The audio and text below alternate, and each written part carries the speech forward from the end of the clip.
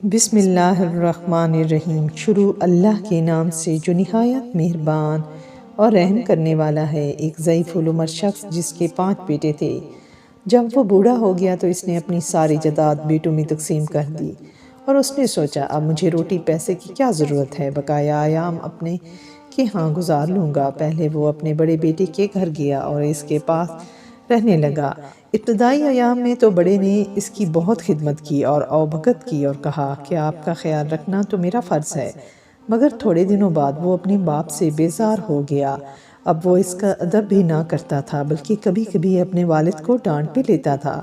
بوڑھے کو نہ وقت پر کھانا ملتا اور نہ کپڑا۔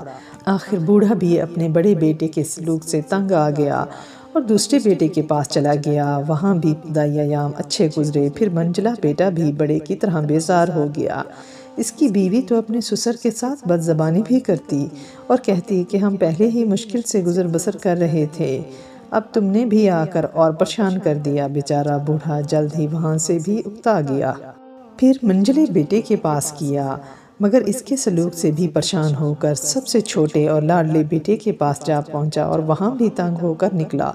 بیچارے کو کہیں چین نہ ملا۔ سارے بیٹے اپنے والد کو ساتھ رکھنے سے بچنا چاہتے تھے۔ کوئی کہتا میرے اتنے بچے ہیں، تم کو کیسے رکھ سکتا ہوں، کوئی کہتا میرا گھر چھوٹا ہے، تو کوئی کہتا خود بہت غریب ہوں۔ والد 5 بیٹوں کی خوشامد کرتا اور ان سے رو رو کر کہا کہ میں تمہارا باپ ہوں، میرے بڑھاپے اور کمزوری پر ترس کھاؤ۔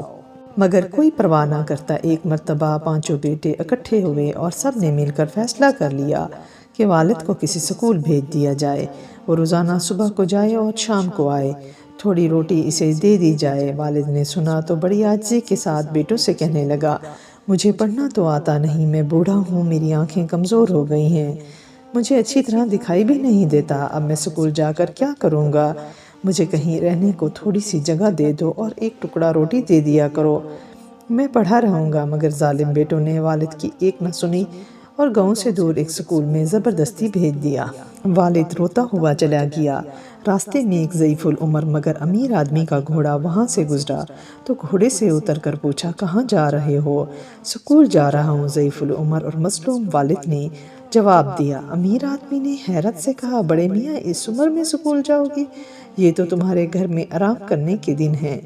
مظلوم والد نے اپنی پوری کہانی سنائی تو امیر آدمی نے کہا، بڑے میاں سکول جانے کا خیال تو بیکار ہے، مگر تم غم نہ کھاؤ، میں تمہاری مدد کروں گا۔ یہ کہہ کر اس نے اپنی جیب سے ایک تھیلی نکالی اور اس میں کوئی چیز بھر دی، پھر تھیلی کو ایک لکڑی کی صندوق میں رکھ دیا اور صندوق کو اچھی طرح بند کر دیا۔ صندوق ضعیف العمر والد کو دیتے ہوئے اس کے کان میں کچھ کہا۔ ضعیف العمر والد صندوق لیے خوشی خوشی گاؤں واپس پہنچا اور بیٹوں نے جو دیکھا کہ والد کے پاس ایک صندوق ہے جو بغل میں دبائے چلا آ رہا ہے تو سمجھ گئے اس میں ضرور کچھ دولت ہوگی۔ انہوں نے اپنے والد سے یہ نہ پوچھا کہ تم سکول کیوں نہیں گئے، بلکہ سب خاطر تواضع میں لگ گئے، ہر ایک اسے اپنے گھر چلنے کو کہتا۔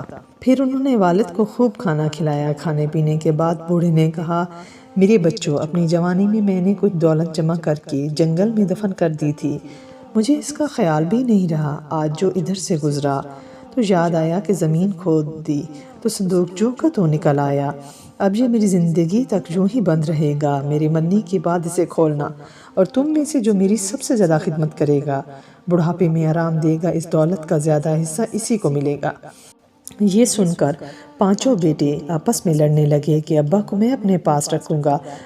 اب بوڑھا جس بیٹے کے پاس بھی جاتا اس کی خوب آؤ بھگت ہوتی، سب اس کے کھانے کپڑے اور آرام کا خیال رکھتے۔ اسی طرح بوڑھے کی زندگی مزے میں گزرنے لگی۔ بہت دنوں تک آرام سے زندگی گزارنے کے بعد بوڑھا مر گیا۔ 5 بیٹوں نے مل کر بڑے شان سے اس کو دفن کیا، شاندار فاتحہ کرائی، غریبوں کو خیرات دی، پھر سارے کاموں سے فارغ ہونے کے بعد صندوق کھولنے لگے۔ مگر صندوق کھولنے سے پہلے ہی 5 بھائیوں میں بحث و مباحثہ۔ ہر ایک کہتا، میں نے ابا کی زیادہ خدمت کی ہے، اس لیے بڑا حصہ مجھے ملنا چاہیے۔ آخر میں یہ طے پایا کہ چاروں میں برابر تقسیم کر لیں گے۔ صندوق کھولا گیا تو اس سے بڑی خوبصورت ریشمی تھیلی نکلی جس کا منہ بند تھا، اس میں چھن چھن کی آواز آ رہی تھی۔ بڑی بے صبری سے تھیلی کھولی اور فرش پر خالی کر دی، مگر کیا دیکھتے ہیں کہ اس میں سے کانچ کے چھوٹے چھوٹے ٹکڑے گر کر فرش پر پھیل گئے ہیں۔ اس پر پانچوں بیٹوں کو بہت غصہ آیا اور وہ آپس میں ہی لڑنے لگے۔